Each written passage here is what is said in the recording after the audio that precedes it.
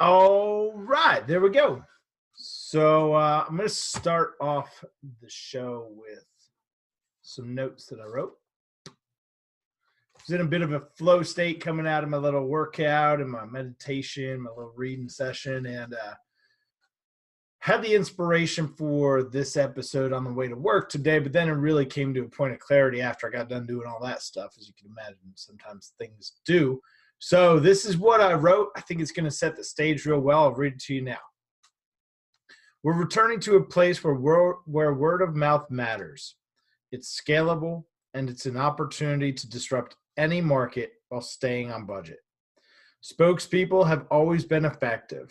The Snapple lady, the Sprint/Verizon guy, Flow from Progressive. And while they're effective because they're memorable, they're not scalable. And they still feel a little impersonal because, well, they're characters on a 30-second commercial. So in a world where word of mouth amplified is affordable, how can you leverage the approach of the big guys? Well, it appears we have arrived at the intersection of influencers. What the heck does an influencer have to do with out of home? Well, that's what we're here to talk about. Welcome to the Out of Home Insider Show. I'm Tim Rowe. We're bringing you tips, tricks, and insider insights, how to make out of home work for your company. Got a bunch of stats that are going to blow your mind today, but we're going to talk about a big concept. First and foremost, those thoughts there were to set the stage.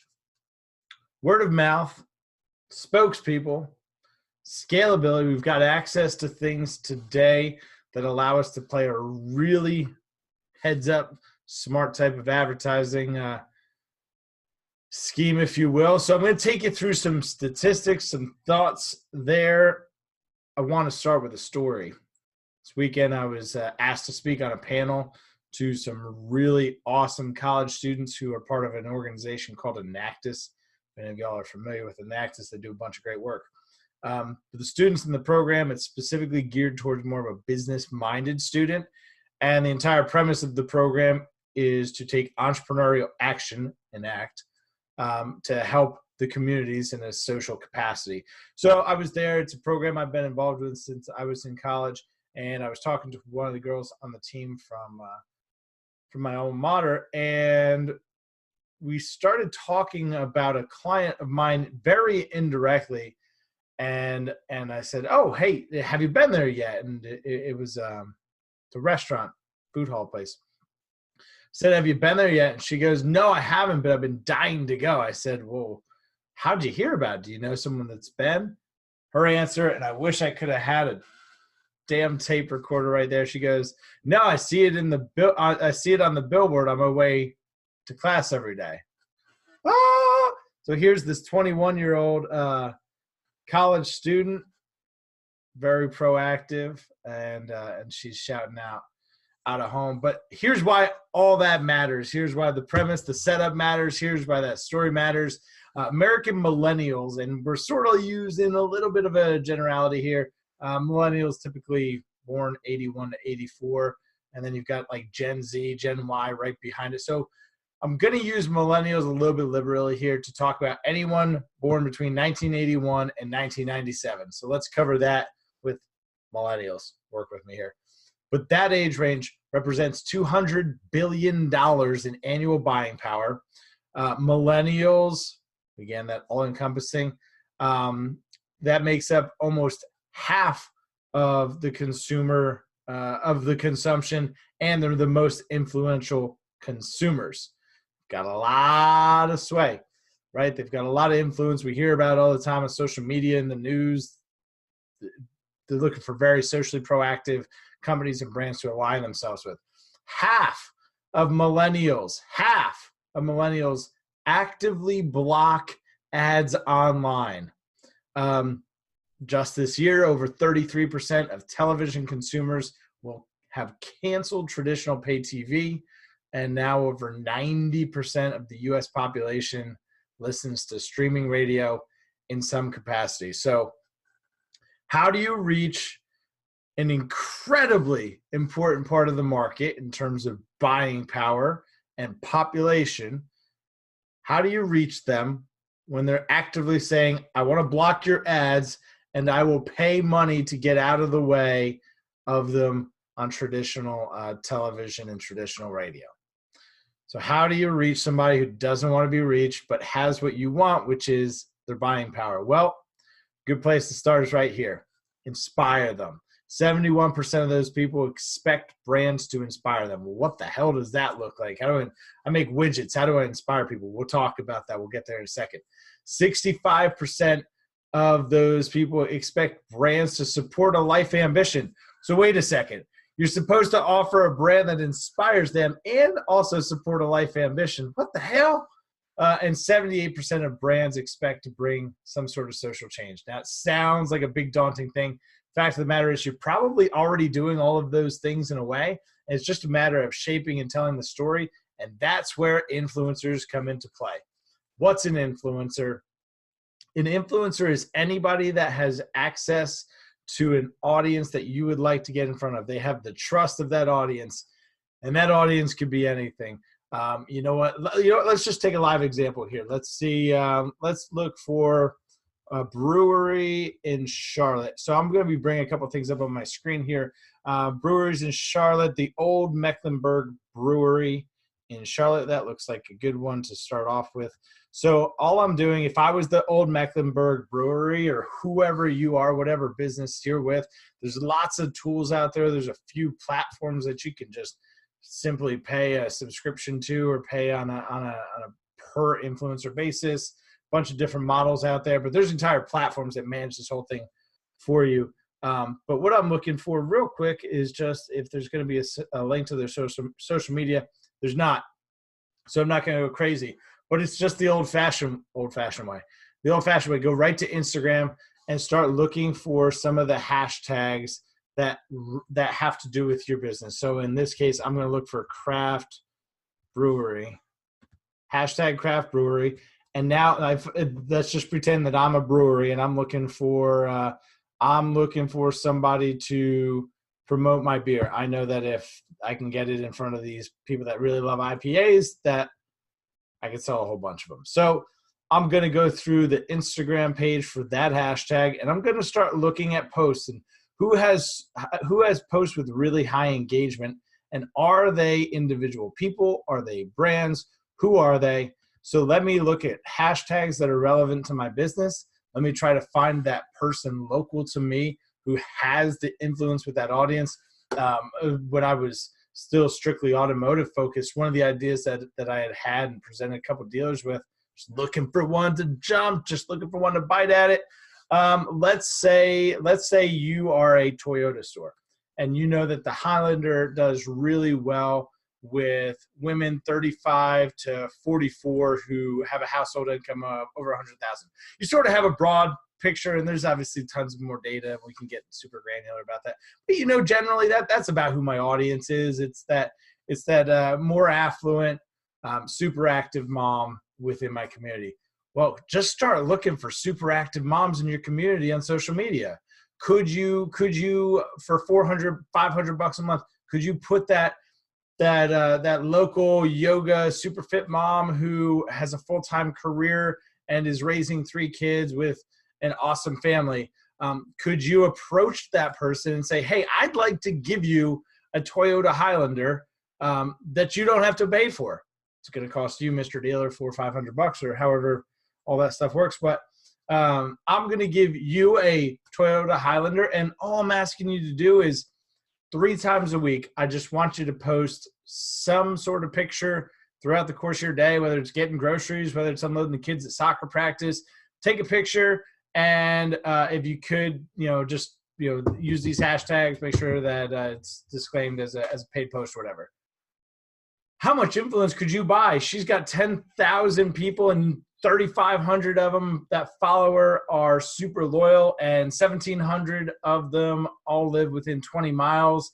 And that 2% of the market's ever in the market for a car, and you start to back into this on a cost per car basis, and you're going, holy crap, I'm giving away a Toyota Highlander for $400 or $500 a month in exchange for some influence with this really key audience for me.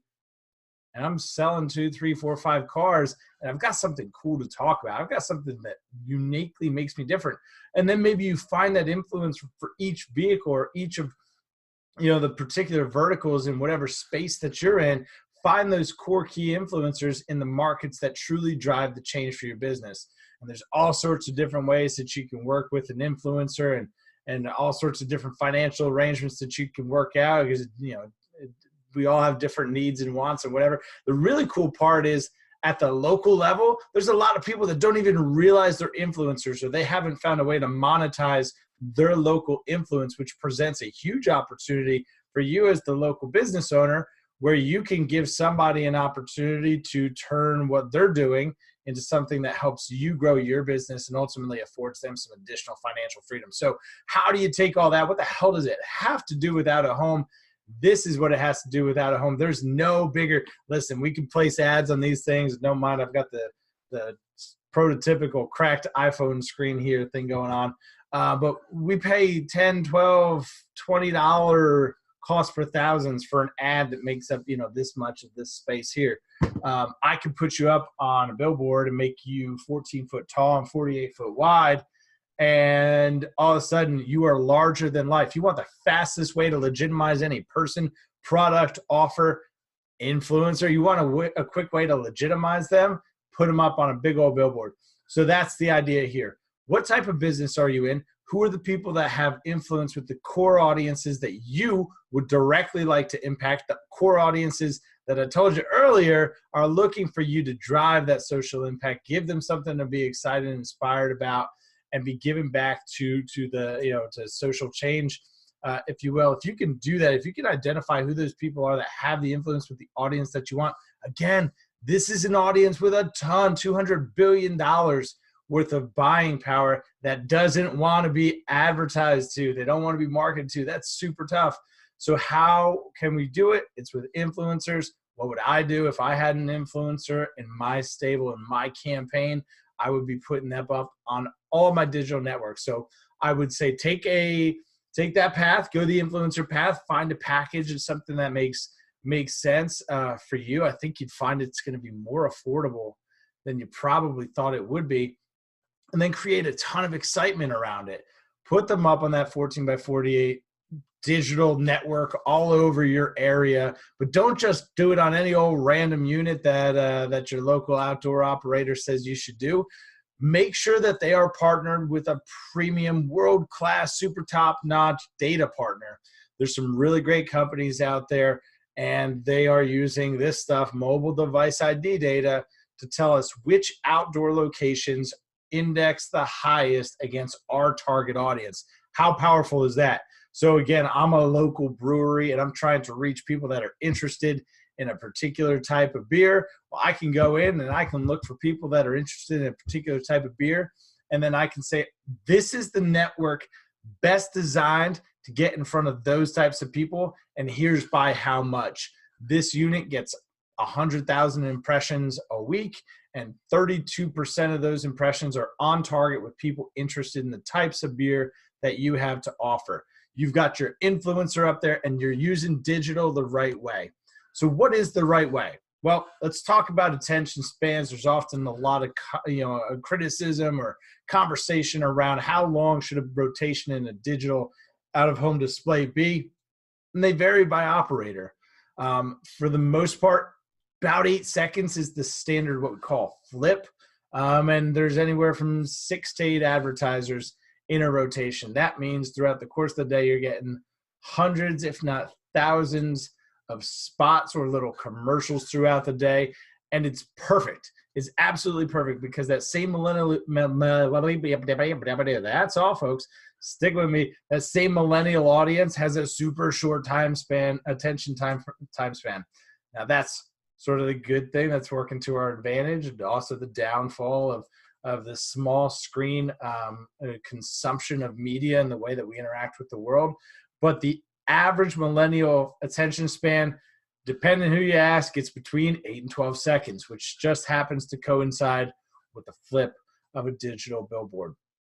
In all, consumers spend more than 70% of their time out of the home, which means out of home continues to explode, especially as things like ad fraud, especially as things like more people blocking ads and moving to more paid services.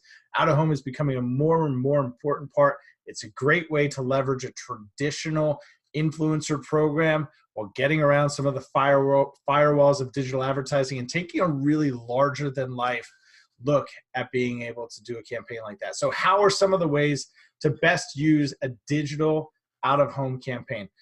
Some things, like I got some notes here. Day parting may be one of the most underutilized aspects of digital out of home. You could have a breakfast message if you are a coffee shop. You could have a dinner message if you're a local diner and it's 6 p.m. and you're trying to get truck drivers to take a right at the next exit and come to your establishment. There's all sorts of different ways that you could use that day parting, day-to-day scheduling, with in-day scheduling, unplanned scheduling. So you've got allow you to just throw up some text. Maybe I'm just trying to think. Unplanned scheduling could be something like maybe you just I'm drawing a blank here. Somebody fill in the blank. You're probably staring at the screen or listening to this going, this, Tim, we could do this. So whatever that thing is that you're thinking of right now, you could do that too. So countdowns are a lot of fun. That's a super engaging way to use the platform, whether it's days, hours, minutes. It could be to a new product launch. It could be to the unveil of your company with maybe some teaser messaging going on there. Social media, a large part of this conversation has been about social media influencers. So how can you use social media on your digital out of home? Well, you could come up with maybe it's a frame that's got your influencer with some sort of pose or some sort of wacky pose, and then it ties in their pictures from the day, or maybe some content from other people that like, follow, or engage with your influencer. Giveaways are a cool opportunity. Show the winner up there of your different giveaways.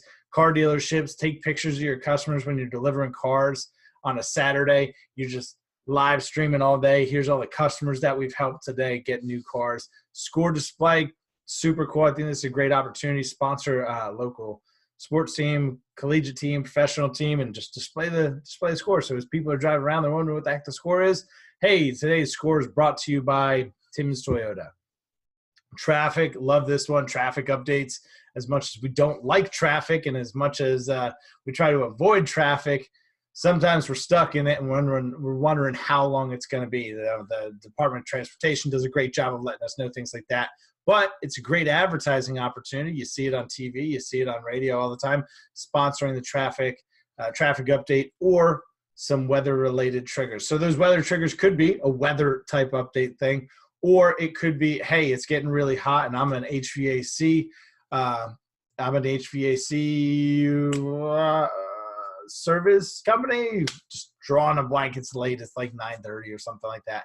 But weather trigger, I'm HVAC. It's getting hot. You want to check your AC. It's getting cold. You want me to check your heat. It's somewhere in between. You should be getting maintenance. You can have all sorts of different weather triggers. It's going to hail, so here's our roofing company. Ton of different ways. Depending where you are in the country, you're going to know what those weather triggers are, what the things are that people are looking for along the way. All of that. You can do all of that with your influencer. Pick out that influencer that gets you into the vertical that you've been trying to get into. Again, a ton of platforms out there. If you got any questions on this stuff, again, I'm just trying to bring the information out to y'all. I'll make sure to put as much in the show notes as I can in terms of reference material, cite some of the articles, studies, and whatnot that I've talked about here. If you got any questions, reach out. Shoot me a message on the Facebooks, on the YouTubes, wherever the heck you are consuming this. Super appreciate you tuning in. This is the Out of Home Insider Show, bringing you tips, tricks, and insider insights. If you have an awesome out of home story, we'd love to hear it. So drop me a line. Love to have you on the show, or just hear your feedback on what you're getting out of this. A couple of you, I've put it down. A couple of you have asked offline what books I'm reading. I'm always between books, but reading Ray Dalio's Principles, and it's really been an awesome book. Ray Dalio, the founder of Bridgewater Investments, and it's his really life work. It's really like a how-to manual of how to run a billion-dollar investment fund, top to bottom. And then a man, Seth Godin. I typically do Seth like a page or two at a time because the stuff that he says is so profound. So we're flipping through the Purple Cow slowly along with principles. And that's all I got for you today. We'll see you next time. I'm Tim Rowe. This is the Out Home Insider Show.